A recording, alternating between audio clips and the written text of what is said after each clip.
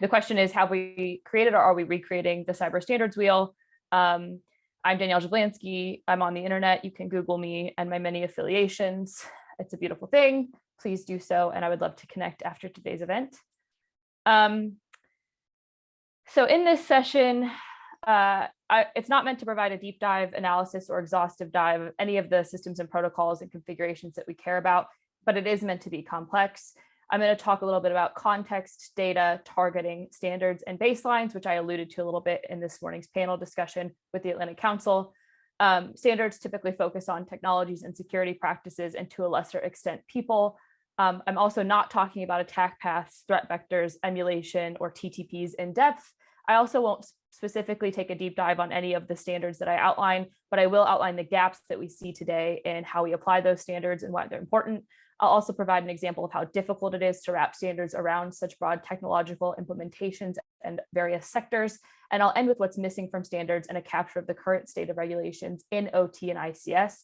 I will be generalizing. I know that a lot of people have standards that they love and want to tattoo on their chests. If you think that I make a generalized statement about a standard that you don't believe warrants that generalization, I probably agree with you, and we can connect about that. So to set the context, right, we have 16 critical infrastructure sectors that you're going to hear about all day long, and they're critical because their impairment would have a debilitating effect on security, national economic security, national public health or safety, or any combination thereof, right? That's how we define these sectors as being critical.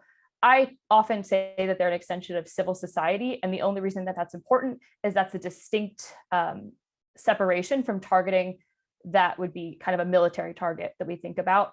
And what's important there is that there are varying degrees of intelligence at the disposal of whichever actor is targeting a military target or a civil society target based on whether they're a criminal gang, right, on this spectrum to a nation state.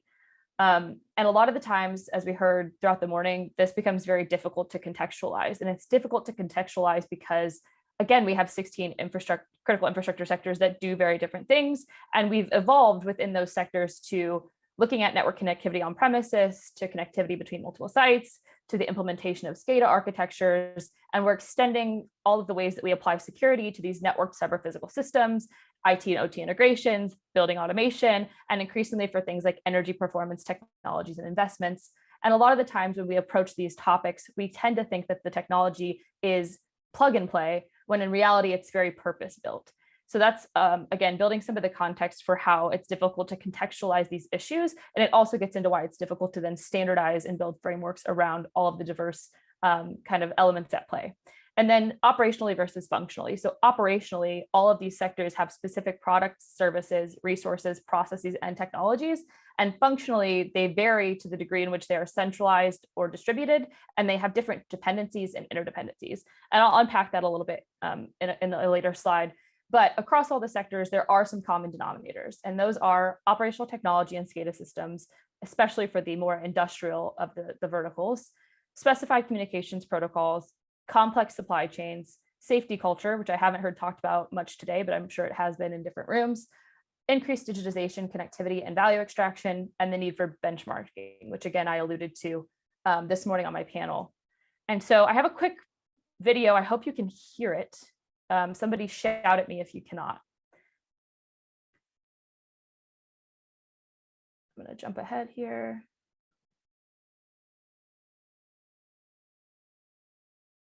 Programmable logic controller, or PLC, is a special purpose computer. It has no display, no keyboard, no printer, no hard drive. It hides at the control panel out on the factory floor. But it is still a computer. Initially, the PLC was a replacement for panels of relays, devices that turn on and off. Making a machine run using relays as logic was time-consuming and challenging. Neil, is there any way to turn that volume up? What's that? It's really low, the volume. Oh. You're going to take up lots of space. I'm at full volume. Deceptively simple Okay. appearance. Yeah, unfortunately, we can't hear. We just hear a little muffled in the background. Okay, well, I'll just jump over this. That's kind of the nature of, I guess, these hybrid events. It dawned on me that given the audience that we were told to prepare for, that many people might not realize the nuances that are associated with programmable logic controllers that have been in the news lately, and what kind of differentiates them from maybe Windows or PC computers that we think of day to day. So you can look up this video or look up PLCs explained. It's not essential, but they are different, right? So that's kind of what I wanted to hammer home. I often talk about these systems and PLCs in particular as being Rubik's cubes. Rubik's cubes have 43 quintillion permutations. Obviously, operational technology doesn't have quite so many permutations, but you will see several different systems involved in these environments, whether those are engineering workstations or human machine interface computers or programmable logic controllers, or systems that then centralize any number of these subsystems. There are many different iterations involved. And so today I'm focusing just on PLCs to illustrate the depth and scope of basically how we would begin to wrap standards around these various technologies. So today, the scale of what's being regulated with standards and frameworks obviously has a hard time capturing the diverse nature of the technology across all of the 16 critical infrastructure sectors. So on the slide, you'll see 5 of the most popular programming languages and a dozen of the quote unquote most popular communications protocols. You don't need to memorize this or write this down. There are actually many, many more, and each industry has its own favorite protocol out of actually a list of hundreds. So this list that you see is not exhaustive. But if we were to think about 10 major vendors, which we can name and rattle off, and many are involved in today's event, those are the OEMs that supply these technologies, and you consider the top 5 languages and the top 12 protocols, then any given PLC or programmable logic controller has at least 600 ways that it can be configured. And that's not the floor, or that's not the ceiling, that's just the floor. So these permutations or different ways that things can be configured kind of take on this exponential effect, especially when you apply that across all 16 of the sectors.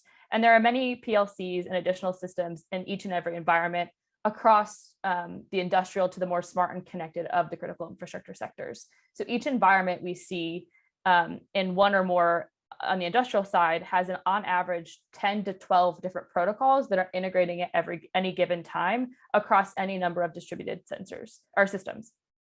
So this is to overwhelm you on purpose and to give you a sense of just how purpose-built these technologies can be. It's also why we have relied on security by obscurity for so long. If you had kind of watched the PLC overview, you don't need a workbench or to be able to program these to understand that their modifications are vast. But even if you could standardize the ways in which systems are built to functionally operate, short of heavily regulating every vendor or OEM and the technology they produce, you would have to introduce hyper-focused configuration audits to be able to enforce them if you did focus on the technologies that we're talking about. And so for these reasons, standards have turned to regulating people and processes in addition to the use of technologies, which includes some of the security policies that different organizations put into play. So that brings me to something a little bit more easy to understand, and that is data and how we use it. So as humans, we love data, we love quantifying things, and we love to talk about the results of the actions that we take in order to produce, an effect we like to see in the real world. So typically when it comes to ransomware, we talk a lot about cost. When we talk about cyber physical operations and industrial systems, hours down or downtime is something that we can quantify.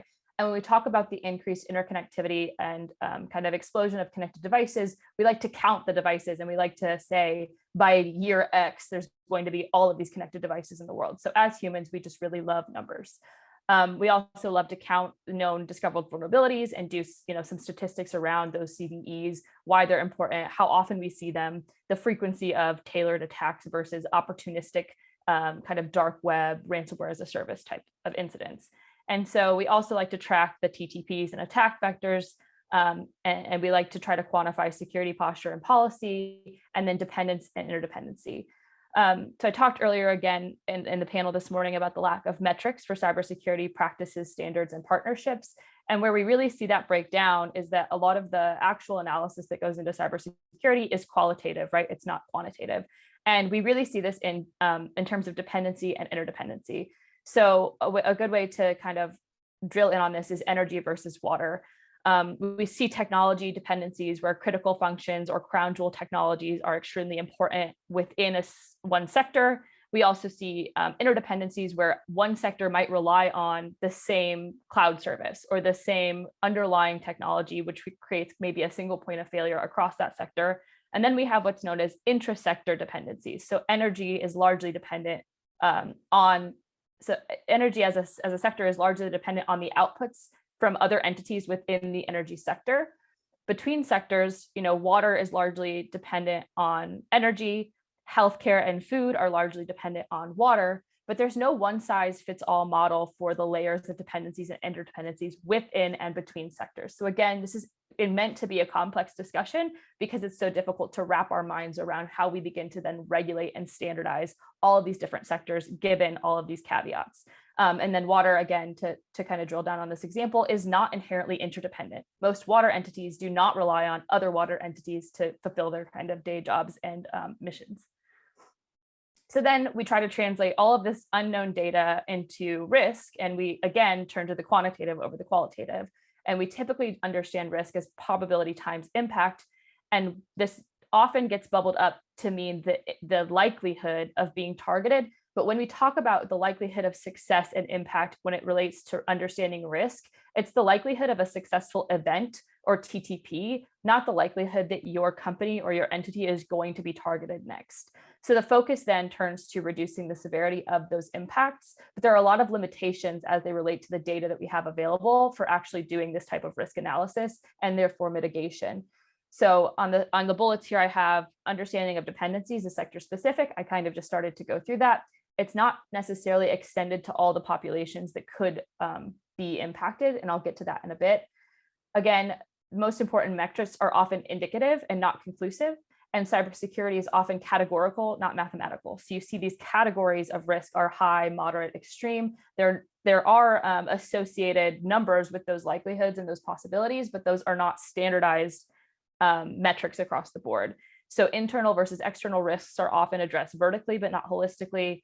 In reality, there's much more crisis management that has to be done here beyond risk registers and threat intelligence. And that was something that was also brought up this morning, which is the risk tolerance is often on paper much more conservative than it is in practice.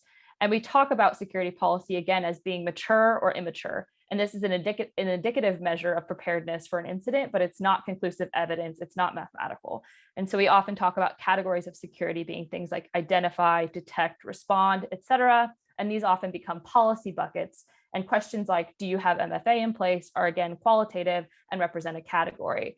All of this qualitative data means that all of these sectors and where they stand in terms of addressing their risk and building out whether or not they are prepared is extremely relative. And so are the other terms we use across cybersecurity, like hygiene.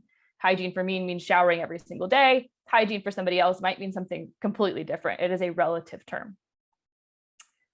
So then we talk about targeting, and this is really where people kind of go off the rails a little bit in terms of the realm of the possible. So I said earlier today, some of the analysis that I did when I was a consultant at Guidehouse, I was able to identify roughly 8 million global targets in 4 specific standalone sectors and critical infrastructure, those being energy, water and wastewater, critical manufacturing, and food processing warehouses. Again, this is not exhaustive. It does not cover the full 16.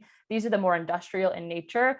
But for those 4 sectors, if we take into account those 600 ways to configure any given PLC, you have over 4 billion types of scenarios for an attack path. That's not how adversaries are attacking our systems, but that is, again, an indicator of how difficult it is to begin to regulate so many technologies and end use environments across the board.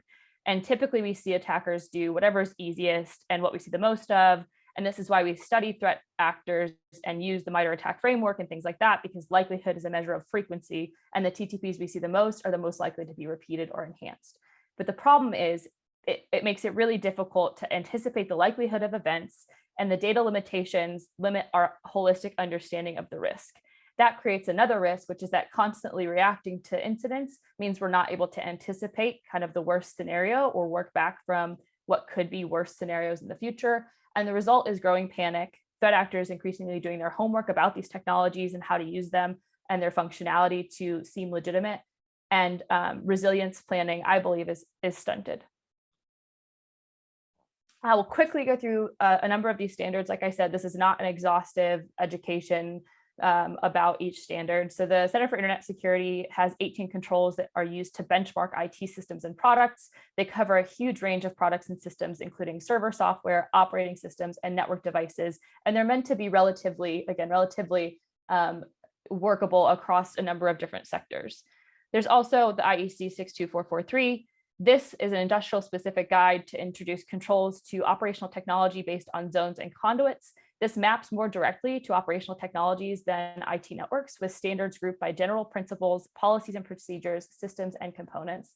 And a zone is a grouping of logical or physical assets that share common security requirements based on factors such as criticality and consequences, right? Not configuration or protocols. And conduits are groupings of assets that are dedicated exclusively to communications, which share the same security requirements. So again, standardizing the security requirements rather than the communications protocols, traffic, setup, and configuration. And conduits can also be used to describe tunnels communicating between zones.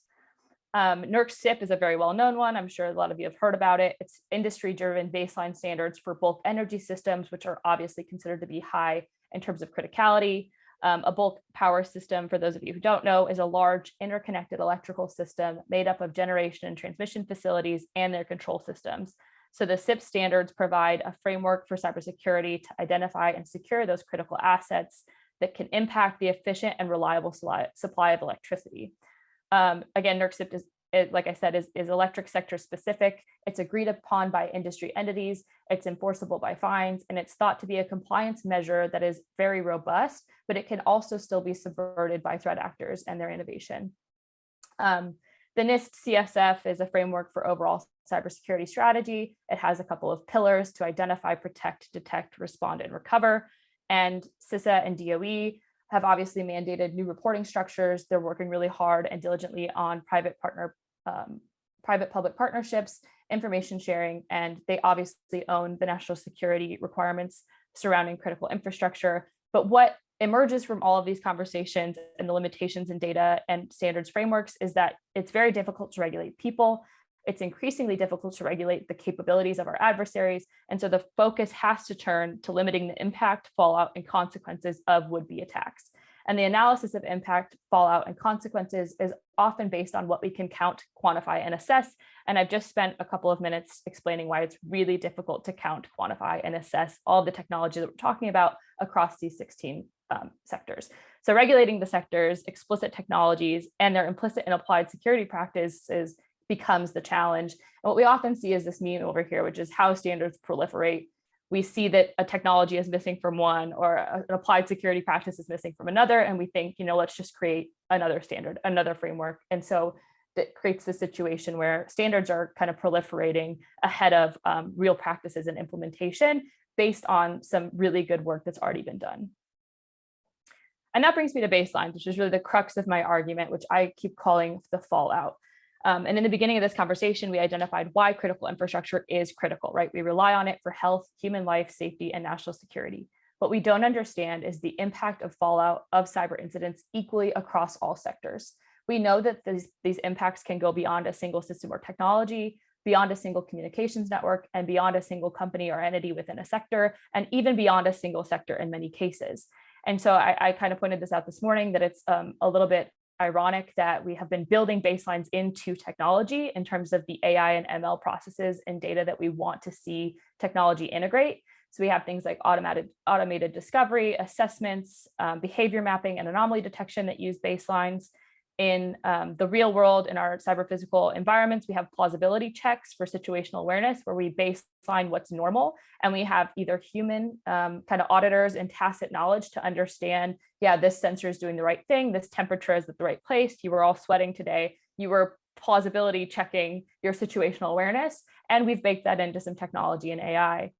When it comes to security, there are all sorts of baselines for awareness, policy, and maturity. And for decades, we've focused on concerns related to increased connectivity, more devices, more integration, and interoperability. And we've continued to focus on asymmetric and hybrid offensive capabilities. What we haven't identified is how the increase in threat vectors and an expanded attack surface or landscape actually translates to the fallout and crisis scenarios in each sector, and the utility and necessity of standards and frameworks as they relate to those fallout scenarios. So in terms of the supply chain, we understand populations impacted might be geographically within reach or customers. We understand that supply chains impact business continuity. And we understand that the supply chain can represent a single point of failure, but we often see that in a one-way transaction where the supply chain only impacts me. I don't consider myself, my entity, or my company as part of the supply chain for this larger ecosystem and the potential broader fallout. So that brings me to the population baselines. And as I've mentioned, we haven't really done the right amount of fallout analysis for this. The fallout from a pipeline halting operations is obviously very different from a prison with operational technology getting locked down, which isn't considered to be a critical infrastructure sector, but has very real world impacts. And these differing impacts have not made their way into how we craft the standards that we just went over. So how do we actually begin to solve for the population impacts of customers, citizens, suppliers, et cetera, in the standards and frameworks as we kind of roll those out?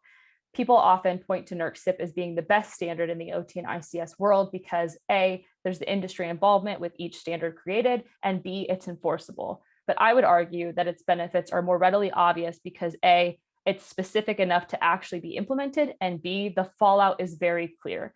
Electric sector experts know the cyber scenarios and they know the criticality of their systems and they understand each population's impact from the fallout associated with those. They bake this analysis into NERC CIP standards from the outset, which also makes it very difficult to copy and paste NERC CIP to all the other sectors for many of the reasons I've outlined before. So other sector experts also know their potential fallout. Hospitals know what diverting patients looks like. Shipping knows the contingencies for sea or port interruptions, and water experts understand the necessary integrity to avoid evacuating their cities. These scenarios are not well understood from a cyber perspective and therefore are not baked into the available frameworks that we have. So that pretty much concludes what I wanted to talk to you today about in terms of whether or not we have created or are recreating the standards wheel. This is my favorite cybersecurity meme. It's obviously a patchwork of point solutions. And in terms of whether or not we have created or are creating the standards wheel, I think we're just spinning it. And so for now, it becomes dealer's choice. It might be something investors are focused on. They really like one or the other, or governments might decide to push one. But again, it's become more of a spin the wheel rather than whether or not we have actually created the perfect kind of copy and paste standards regime for OT and ICS. And that's everything. Thank you, Danielle. Anybody have any questions? Nope. Lunch has nothing to do with that. Oh, wait, we do have one question. Here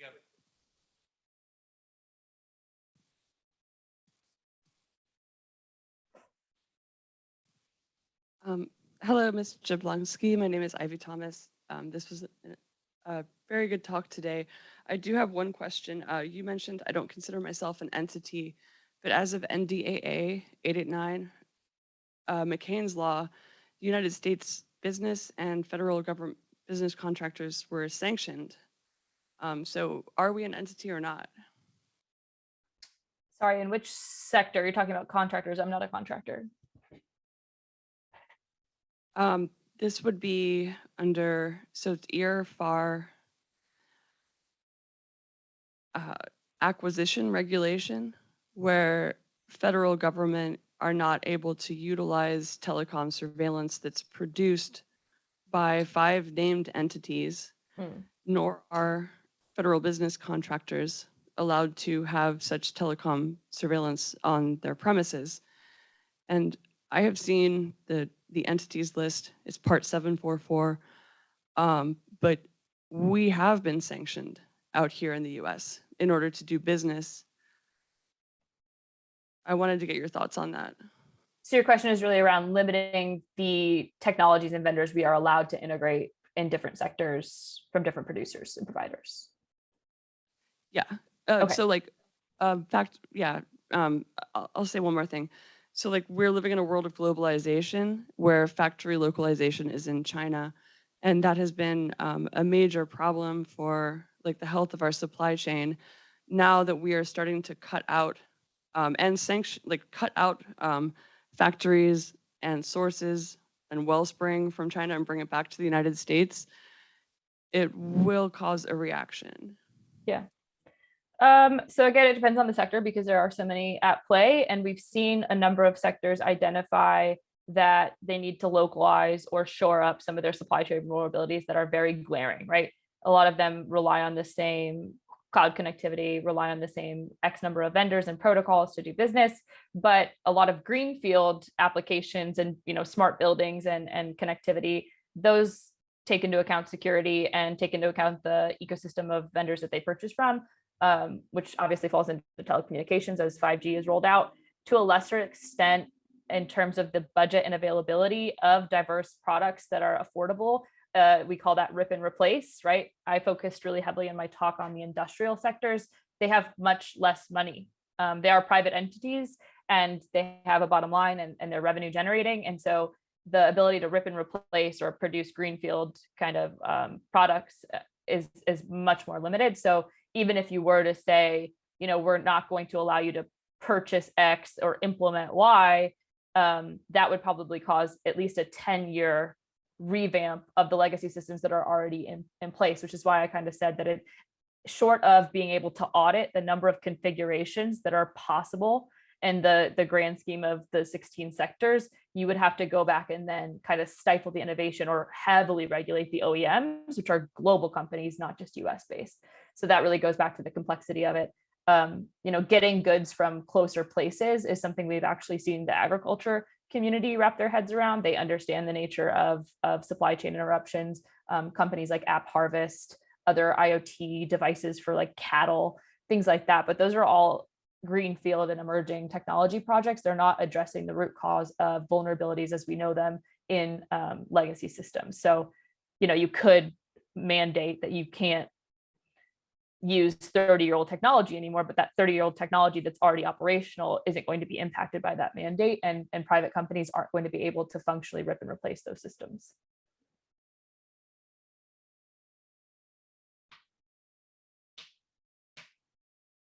Thank you. I have another quick question for you. So in terms of like rip and replace and also rebuilding secure supply chains inside of the United States, there will be some issue as to where do we build them. I think that things such as policy and compliance around like environmental impact and other such like legal issues are well covered within the United States. But it should be interesting to see how and where factories will be rebuilt. Do you have any insight on how the kind of reaction and the issue will be handled as we have like $1 trillion to rebuild factories and keep intellectual property and manufacturing inside of the US available at our hands right now? Yeah, I really like this question. It'll sort of answer your question, but when I think about this in terms of where do we actually position things, I go back to that crisis consideration of what are the cascading impacts, right? When I was in nuclear weapons, we would say, if New York City is gone, what's the impact on the financial sector? There's actually a lot of work across critical infrastructure to try to do that same mapping to, well, if we know X amount of manufacturing goes down, what is going to be the impact on the economy?